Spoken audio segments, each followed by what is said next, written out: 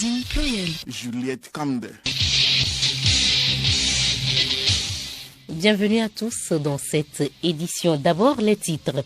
Le manioc est produit et consommé au Togo et partout dans le monde. Cette racine contient beaucoup d'éléments nutritionnels. Les bienfaits du manioc, c'est le dossier de cette édition.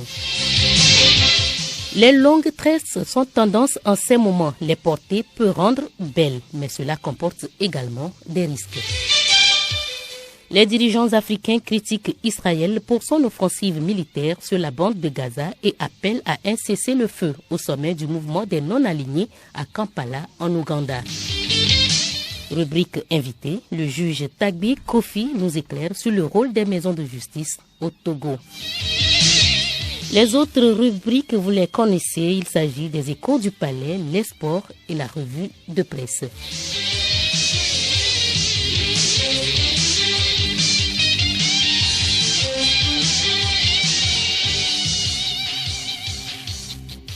Rencontre hier vendredi à Lomé entre le ministre en charge de la Justice Guy Mimpab Namtsougli et le personnel relevant de son département. Cet exercice pour le ministre est nécessaire pour l'amélioration du système judiciaire. Compte rendu, Abiri Lemon, Florent Abi. Pour que la justice devienne une institution au service des populations, le ministre est animé par deux convictions essentielles. Assurer l'intérêt général et faire en sorte que les concitoyens soient satisfaits de leurs prestations. Guy Mimpab Namtsougli, garde des Sceaux, ministre de la Justice et de la Législation. Après plusieurs consultations, j'ai décidé de rencontrer le personnel pour échanger sur la méthode que moi je vais imprimer à ce département-là pour qu'on ait de bons résultats le plus rapidement possible. Les défis, tous les Togolais les connaissent, je trace des pistes. Je crée des perspectives et mon objectif c'est de créer un climat de confiance entre tous ceux qui participent à l'action juridictionnelle pour que nous améliorions un peu le fonctionnement de ces structures-là qui sont essentielles pour le développement de notre pays. Le véritable enjeu pour moi, c'est qu'on ait une justice équitable pour encourager les investissements dans notre pays. Il faut créer ce climat de confiance-là et nous allons travailler avec beaucoup d'acharnement autour de cette question-là. Cette réunion, selon le ministre Guy Mimpab Namtsougli, constitue une série de rencontres qui va permettre de se pencher sur différentes préoccupations. Nous quittons le cabinet de justice pour nous rendre dans les champs. Les récentes pluies dans le sud du Togo ont encouragé la récolte du manioc dans certaines localités. Le manioc est cultivé dans les régions tropicales et subtropicales. On le consomme généralement pour sa racine riche en amidon et pour ses feuilles. Les bienfaits du manioc, c'est le premier numéro d'une série de sujets sur ce tubercule. C'est avec Hortense Djoua. Le manioc est grandement produit et consommé en Afrique et dans le monde comme un féculent riche en glucides. Pour nous, Mathieu Tobossi, hygiéniste alimentaire. Quand on prend 100 grammes de manioc, on a 36 grammes de glucides. Et ces 36 grammes de glucides-là, on a 1,7 de sucre, 30 grammes d'amidon, 1,8 grammes de fibres alimentaires. Et donc, c'est l'un des aliments qui nous fournissent de l'énergie. Parce que le manioc, pour 100 grammes, on a 159 kilocalories. Donc ça fait partie des carburants de l'organisme, tout comme les autres types de féculents qui fournissent aussi des glucides. De son nom scientifique Manihot esculenta, le manioc ne contient pas que des glucides. En dehors des glucides, le manioc contient aussi de la protéine, 1,36 grammes de protéines pour 100. On trouve aussi du lipide dans le manioc, mais seulement à 0,28 grammes. Et la grande partie du manioc est composée de l'eau. On a jusqu'à 59 grammes sur 100 d'eau dans le manioc. Nous avons d'autres principes nutritionnels qui font du manioc un aliment très prisé. Les bêta-carotènes, on en a jusqu'à 8 microgrammes. Bêta-carotène, c'est par rapport à l'amélioration de la qualité de la vue, de la correction des troubles de la vue, la santé de la peau également. Des minéraux et des vitamines, le manioc en regorge également. Retrouvons pour nous Mathieu Tobossi. Nous avons la vitamine C, jusqu'à 20 mg dans le manioc. Vitamine C, ça fait de la résistance physique, ça fait l'immunité, ça fait aussi un rôle antioxydant. On a aussi la vitamine E, 0,19 mg. On a la vitamine K1 qui a 1,9 microgrammes. On a aussi la gamme de vitamine B présente dans le manioc. Au niveau des minéraux, nous avons le calcium, on a le sodium, le fer, le magnésium, le potassium, le phosphore aussi qui se trouve dans le manioc. Donc, Le manioc regorge de beaucoup de nutriments qui font de lui un aliment très prisé. Prochainement, nous vous parlerons des produits dérivés du manioc qu'on rencontre chez nous. Nous restons dans l'alimentation. Nous parlons cette fois du popcorn, un aliment prisé par bon nombre d'enfants. Le 19 janvier, hier donc, était la journée dédiée à cet amuse-bouche. Il est devenu populaire sur le territoire national togolais. C'est un aliment qui fait vivre beaucoup de personnes qui se sont lancées dans son commerce. Allons donc à la découverte d'un jeune qui vit du métier de producteur de popcorn. C'est un reportage réalisé par Raoul Tetonyake. Il s'appelle Olodou Issifou. Après plusieurs aventures dans les pays de la sous-région, il a trouvé nécessaire de revenir au Bercail. Installé depuis quelques années à Détikopé, banlieue nord de Lomé, cet entrepreneur de 35 ans produit et vend des pop-corn. Olodou Issifou n'a plus de jours de repos vu l'ampleur des commandes. Charrette pleine de pop-corn, parfois pop-corn à main, ce jeune homme donne les raisons de ce choix commercial. Je me suis lancé dans pop-corn, c'est parce que je voyais que j'ai fait beaucoup d'aventures aussi. Donc je trouve que non, circuler, je ne rapporte rien dans le pays. C'est au Ghana j'ai vu les pop-corn aussi peu rentables, c'est pour cela que je l'ai choisi. La valeur de 100 francs est plus bonne que la valeur de 10 000 francs à la fin du mois. Ceux qui disent que non, eux ils veulent la fonction publique, à la fin du mois on lui paye. Non, moi j'ai trouvé ça, non, c'est des choses inutiles. D'un gain de 20 000 francs par jour, il est passé à 80 voire 115 000 francs. Je gagne des fois 20 000 francs par jour, des fois 40, des fois 30, 80 000 francs. Quand je suis allé au niveau de la foire à Diafi, c'est le jour où j'ai fait 115 000. Celui qui veut se lancer dans le business, c'est rentable, mais il ne faut pas douter. Il faut accepter de gagner au moins 4 000, 3 000, 2 000. C'est bon, c'est de l'argent aussi. Il n'y a pas de sous-métier, dit l'adage. Olodou Issifou emploie au moins 3 personnes dans son entreprise. Il n'y a pas de sous-métier, oui, Raoul, mais il devient de plus en plus viral, lui. Il s'agit de l'application TikTok, l'une des applications les plus utilisées par les internautes en ce moment.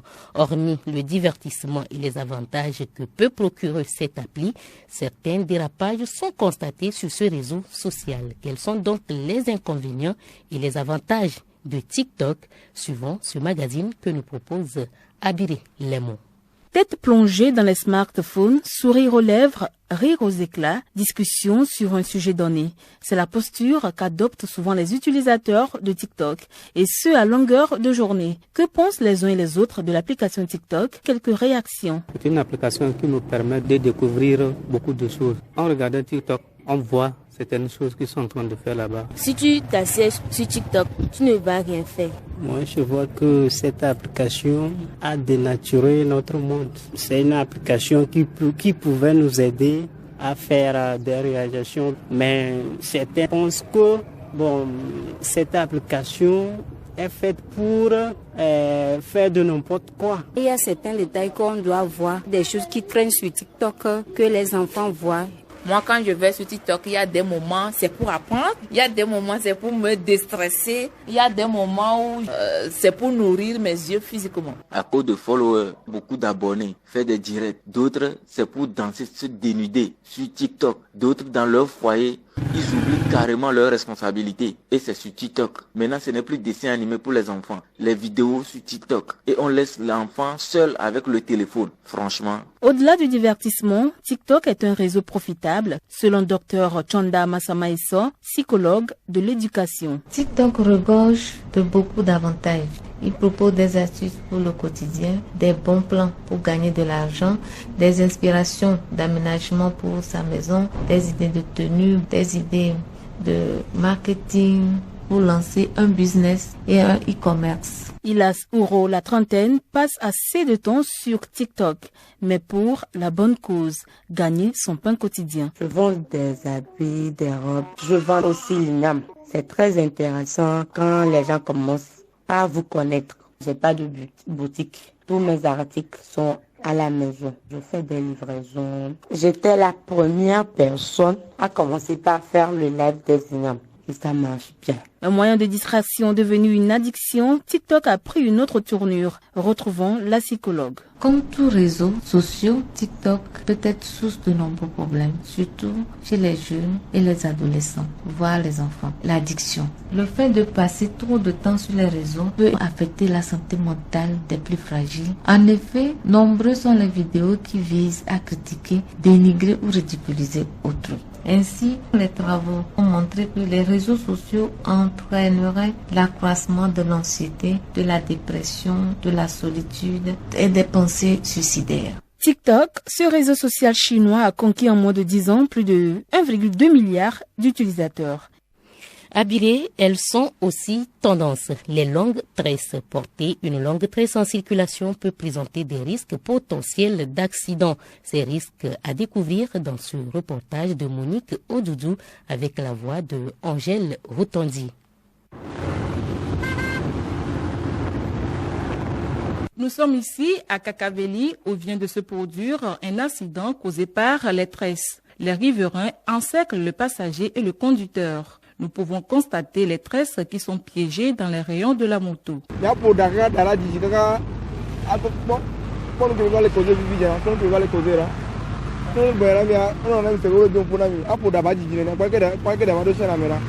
Irène, le pagne à la taille, et Jean, un étudiant, essaye d'aider la victime à enlever les mèches entremêlées avec les rayons. La victime crie de douleur. Ah! Aidez-moi! Mes cheveux sont dans les rayons, aidez-moi!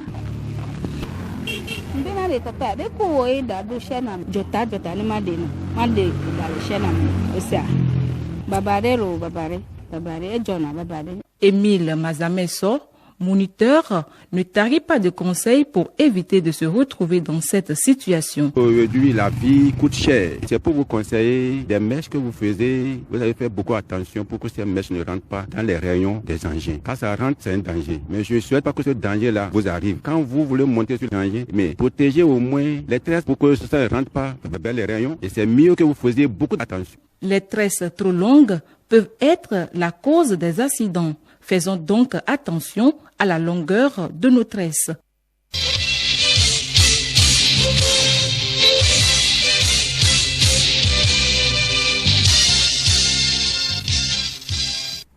L'actualité internationale, fin de la réunion annuelle du Forum économique mondial à Davos. Les participants ont réfléchi à la prédominance des discussions sur l'intelligence artificielle lors des réunions. S'il y a une leçon à tirer à la réunion annuelle du Forum économique mondial à Davos, c'est que le monde a encore un long chemin à parcourir.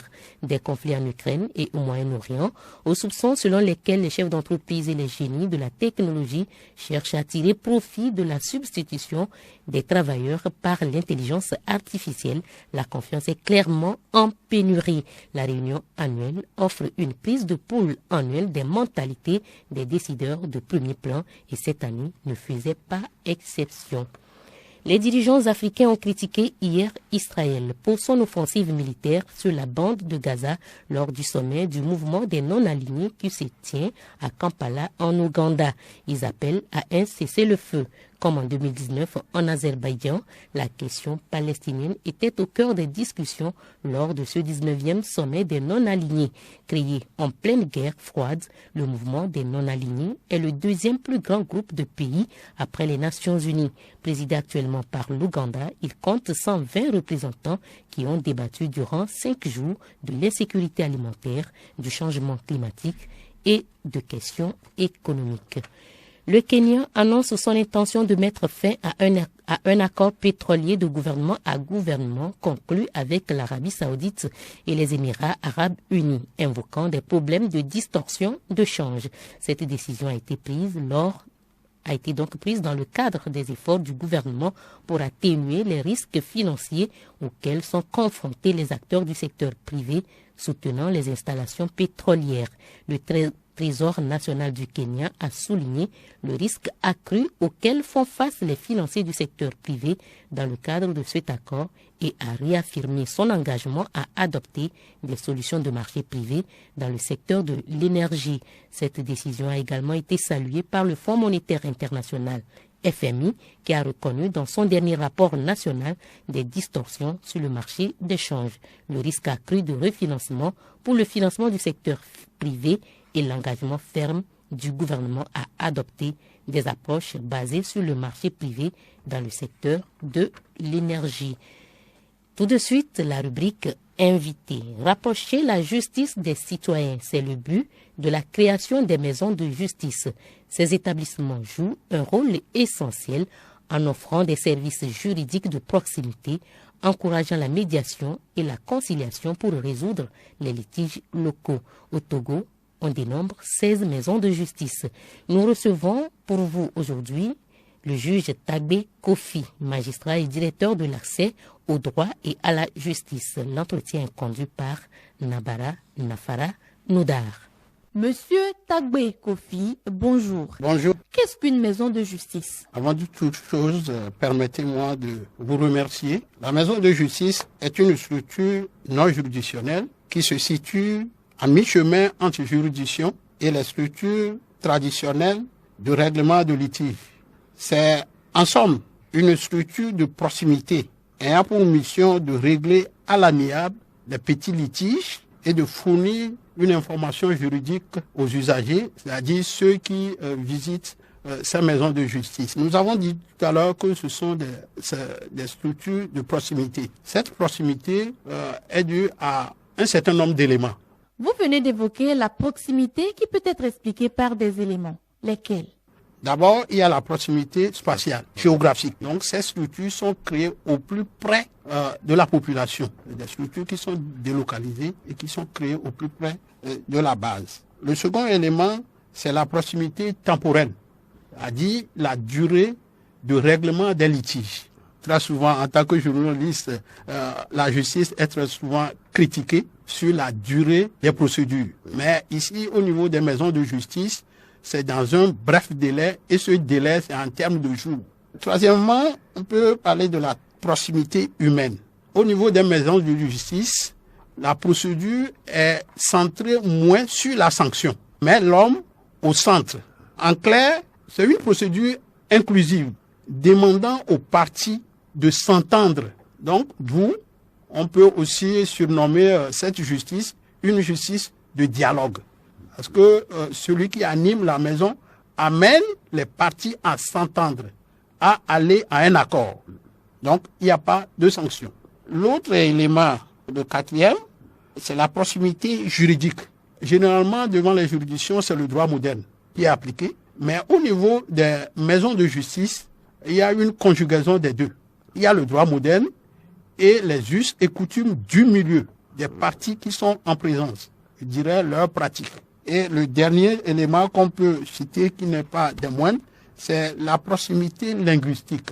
Vous savez autant que moi que, selon la Constitution, c'est le français qui est la langue officielle de travail dans les administrations. Mais là, c'est la langue locale des usagers qui est privilégiée. Donc, lorsque deux parties se présentent, c'est la langue du milieu qui est privilégiée. N'empêche, on utilise le français, mais lorsque les parties ne comprennent pas le français, on utilise leur langue pour pouvoir l'exprimer.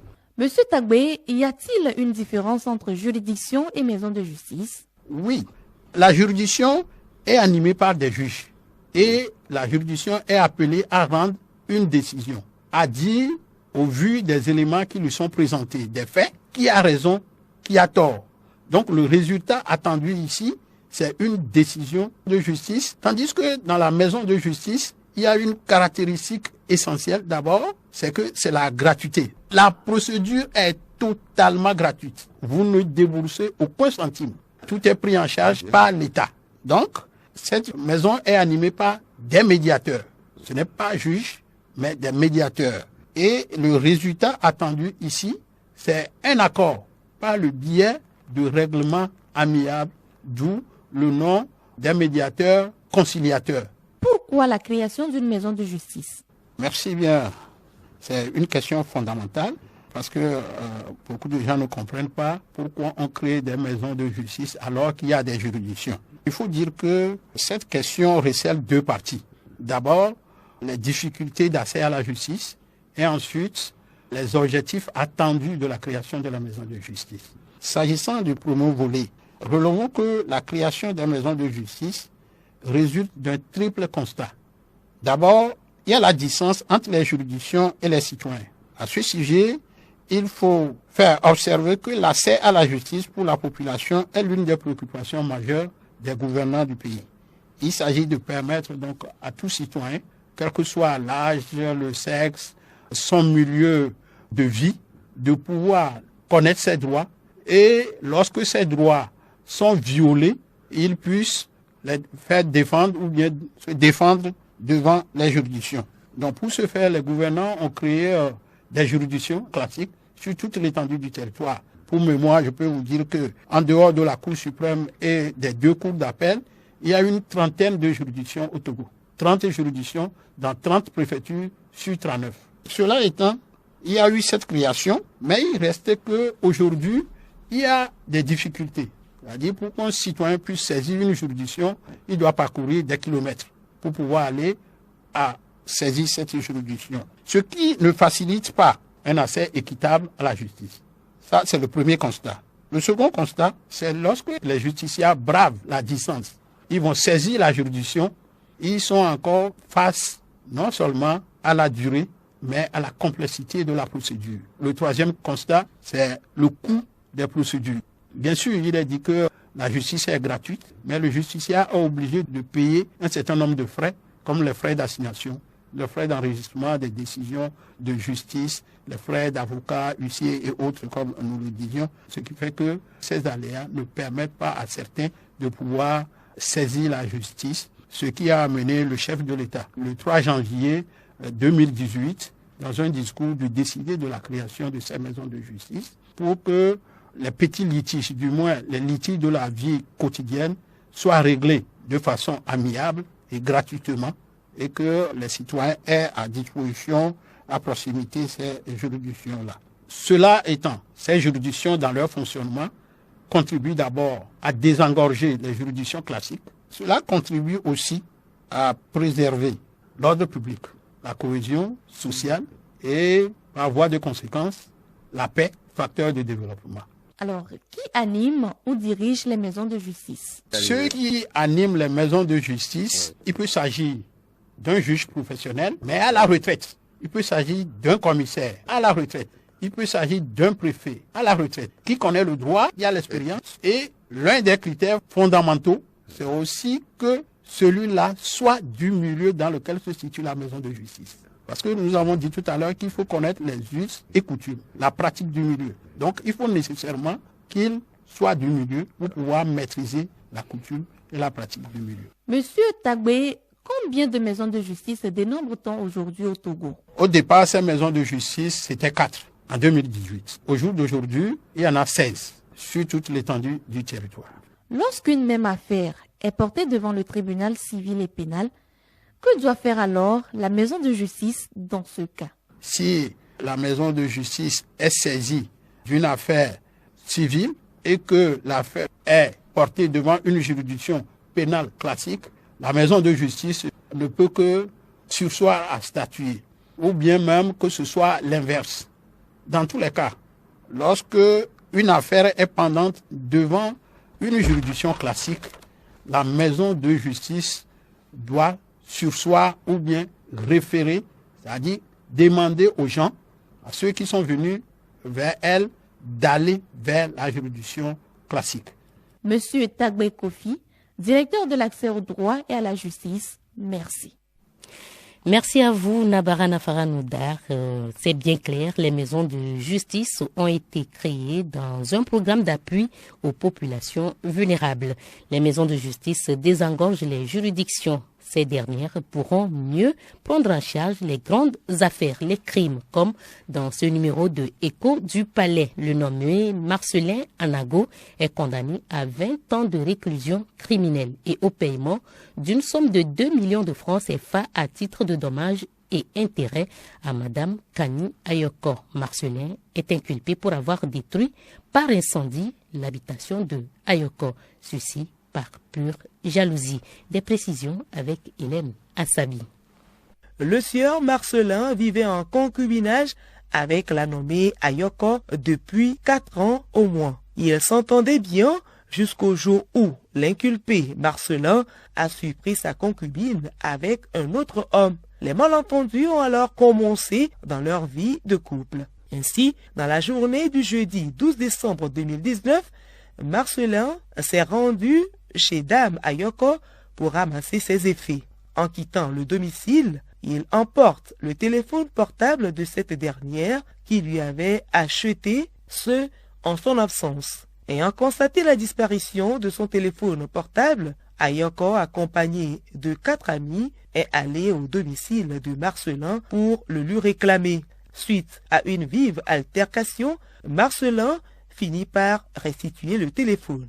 Après cet incident, il s'est rendu au domicile de sa concubine avec son ami Jérôme autour de 22h30 avant d'y retourner seul aux alentours de 1h du matin, muni du pétrole et des allumettes. Il s'est introduit par escalade dans la maison, a aspergé le pétrole par la fenêtre et a mis le feu à tous les effets s'y trouvant, puis a pris la fuite.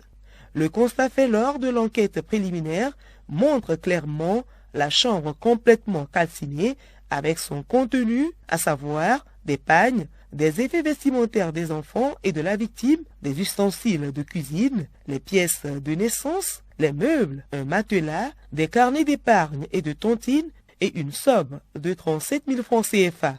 Dans la nuit du 15 décembre 2019, aux environs de 1h du matin, il est retrouvé et conduit à la brigade d'Ahadjikouta suite à une plainte déposée contre lui par la victime pour destruction volontaire par incendie. Amené devant la cour d'assises de Lomé pour y être jugé à l'audience du lundi 17 octobre 2022, l'inculpé a reconnu être l'auteur de l'incendie qu'il a soigneusement préparé. Selon l'avocat général, après avoir démontré ces faits reprochés sous la qualification de destruction par incendie prévue à l'article 693 du nouveau code pénal, a soutenu que l'accusé ne pouvait bénéficier de circonstances atténuantes et a requis le maximum de la peine de réclusion criminelle à temps, soit 50 ans, comme le prévoit l'article 694, alinéa 1 du dit code. D'après Maître Koupamou, qui assurait la défense de l'accusé Marcelin, ce que son client a posé comme acte n'est que la conséquence d'une déception amoureuse. C'est dans la colère qu'il a agi et a regretté son acte depuis l'enquête préliminaire jusqu'à l'audience. L'avocat s'est ensuite appesanti sur la personnalité de son client qui n'a jamais été en conflit avec la loi, qui a un enfant et une mère qui comptent sur lui. Il a enfin demandé la clémence de la Cour en relevant que son client bénéficie dans le dossier des circonstances atténuantes parce que son acte était un acte passionnel. Après avoir écouté l'avocat général et celui de la défense, la Cour a déclaré l'accusé coupable de crime de destruction volontaire d'une chambre servant d'habitation par incendie. À la question de savoir s'il existe en la cause des circonstances atténuantes en faveur de l'accusé, la Cour a répondu par l'affirmative à l'unanimité des 9 voix. Elle a en conséquence condamné l'accusé Marcelin à 20 ans de réclusion criminelle. Elle a reçu la constitution de partie civile de Dame Ayoko et a condamné l'accusé à lui payer la somme de 2 millions de francs CFA à titre de dommages et intérêts. On se retrouve samedi prochain pour une autre affaire. À samedi prochain, Hélène Assabi, les sports du football CAN Côte d'Ivoire.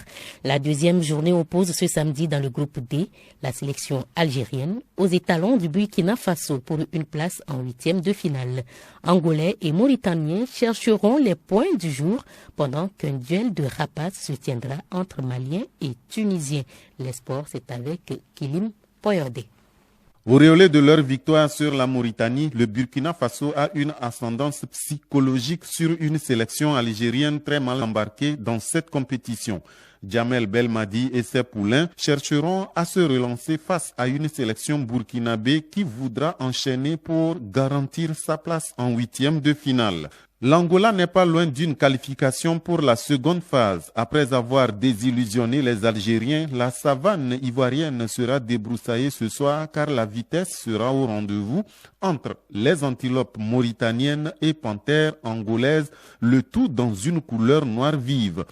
Toutefois, l'enjeu est de taille car l'Angola veut rassurer et la Mauritanie veut se relancer. Pour sa deuxième sortie, la Tunisie défie le Mali, autre favori du groupe E. Les deux équipes visent la première place, mais ce duel de rapaces dans le ciel de Korogo entre aigles maliens et ceux du Carthage est déséquilibré du moins sur le papier. Surpris par la Namibie, la bande à Djaled Kadiri doit batailler dur face à une sélection malienne qui n'a fait aucun détail face à l'Afrique du Sud battue 2-0. Déjà hier, vendredi, le Sénégal et le Cap-Vert ont assuré leur place en huitième de finale en battant respectivement le Cameroun et le Mozambique.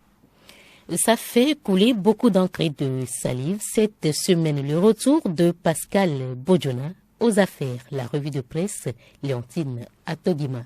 La réserve de la République a encore frappé. C'est le titre de Togo Matin. Le quotidien privé s'explique. La nomination du grand format comme conseiller spécial aux affaires politiques continuera de susciter plusieurs interrogations. Un fait normal, mais qui appelle à plusieurs lectures. Et selon la lecture de Ouattara les vainqueurs, sa nomination est une nouvelle confiance pour de nouveaux défis. L'animal politique revient en force. La trouille au sein des comploteurs. C'est le constat de la lanterne. Pour le journal, la politique est un jeu bizarre. Les choses changent rapidement et terriblement parfois. Et ça a encore changé pour l'homme politique Pascal Bodjona. La politique, le monde de tous les possibles. Pascal, prêt à servir, fort au mieux de ses forces renchéries, symphonie. Confiance renouvelée, note tout simplement Togo Réveil. Les parutions n'ont pas manqué de faire le lien entre la nomination de Pascal Akousoulelou Bodjona et les prochaines élections législatives et régionales et plus loin la présidentielle de 2025. Le décor est planté. À chacun de faire son ornement convie Togo Matin. Léontine, vous nous parlez également de la diplomatie florissante de Fort Gnassingbé. Florissante et agissante. La diplomatie togolaise est en marche, relève Ouattara les vainqueurs.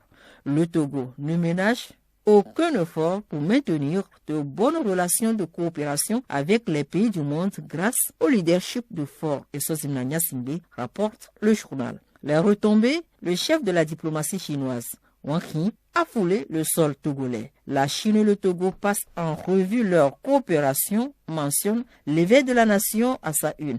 Un nouveau coup d'accélération, rajoute Togo Matin.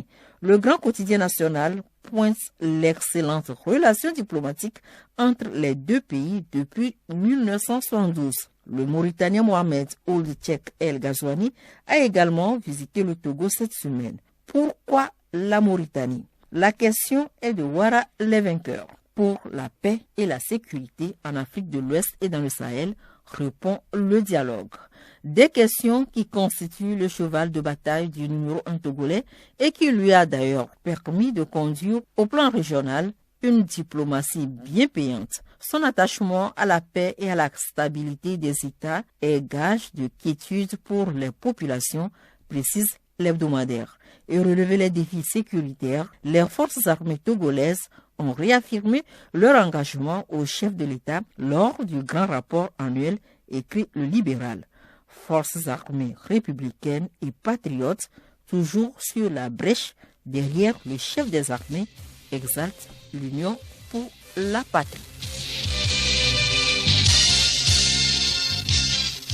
Pluriel, le magazine hebdomadaire de Radio Lomé.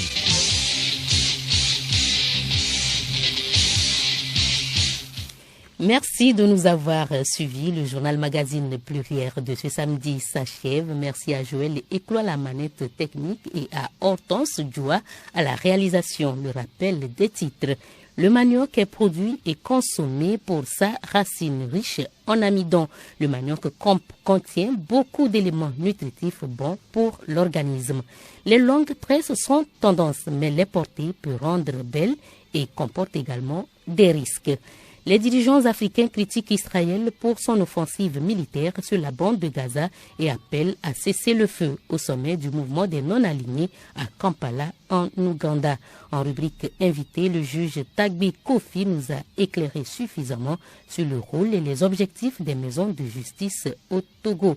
Vous avez aussi suivi les échos du palais de Hélène Assabi, les sports avec Ekelim Boyodi et la revue de presse hebdomadaire de Léontine Atogima. Bon après-midi chez vous.